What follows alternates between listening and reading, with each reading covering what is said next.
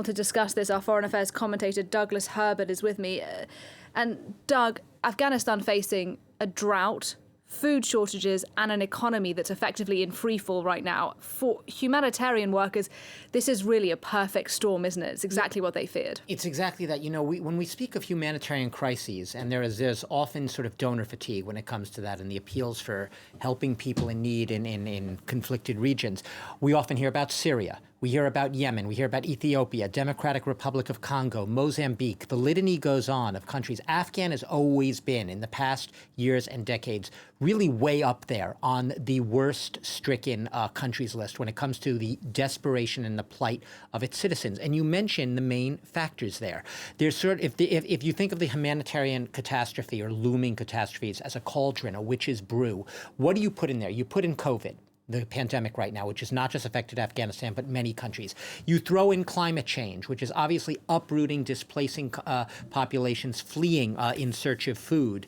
And then you add conflict. Wars, and even if it's not an outright war, even a low-intensity simmering war, as had been in Afghanistan up until recently, the case. You have all these factors. What happens with COVID has been an absolute aggravant, because what happens there is you have a lot of the population falling into poverty. They grow sick. They can't tend to their crops. You can't grow food. That pushes more people into dire straits. Where do they go to get their food? The economy, as you said, is ravaged. They can't even afford food if they go to market to try to get it. So all these factors play on each other and exacerbate one another. The UN has estimated that 1 in 3 Afghans, and the population's just under 40 million, 1 in 3 do not know where they're getting their next meal. We're talking about children. Those under the age of 18, 2 million of them are acutely malnourished. That literally means they're not just hungry, but their health is being ravaged by the fact that they have not been eating properly for an extended period of time. And as far as the droughts are concerned, we talk about the current drought. Afghanistan is in its second drought in the past 4 years. 40% of its estimated crops, livestock, have been essentially wiped out, eradicated, because of just too dry, not enough rains, and not enough water to irrigate. So that gives you a sense of the extent and the magnitude of the crisis in Afghanistan. And, earlier this year, it was number 2 on the humanitarian list.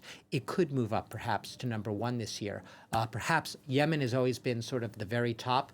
It could vie with Yemen right now as far as the direness. And these are issues that I was talking about myself a little earlier on today with Andrew Patterson. He's from the World Food Programme in Kabul.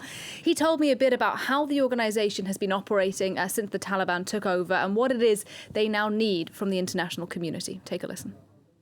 The 4 main border crossings that we use are open and supplies are able to enter the country. What we need now is funding, $200 million immediately to help us pre-position stocks into our warehouses, because we know that we're already in the lean season following a drought and that winter is absolutely on its way. And Doug, Andrew Patterson there was extremely clear. What they now need is money. And I suppose the real question is, are they going to get enough to help with these extremely serious problems that you're talking about? No, they will not. They will not get enough. And that's not I don't have to be a prophet to say that. The humanitarian appeals, whether you're talking about the UN or private organizations or NGOs, time and again, year after year, fall short.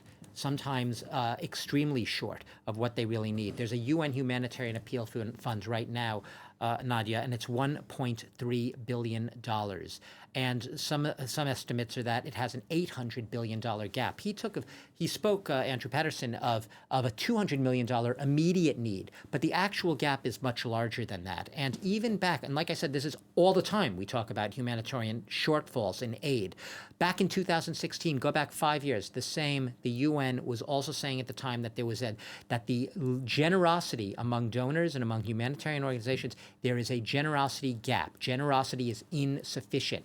5 years ago, about $25 billion was being given globally by these appeals to about 125 million people fleeing wars, natural disasters, climate change. All of those factors in many of these places are just getting worse. The generosity is still insufficient. And making it all worse is the fact in Afghanistan's case, right now you have the World Bank and the IMF essentially freezing all of their access to funding. So they're saying, let the humanitarians work, let them stay on the ground, get the aid through. But right now, there's no clear answer as to how they are even going to come close to getting the aid they need. And the winter's approaching, and that's the most dangerous time of the year. Doug Herbert, thank you very much indeed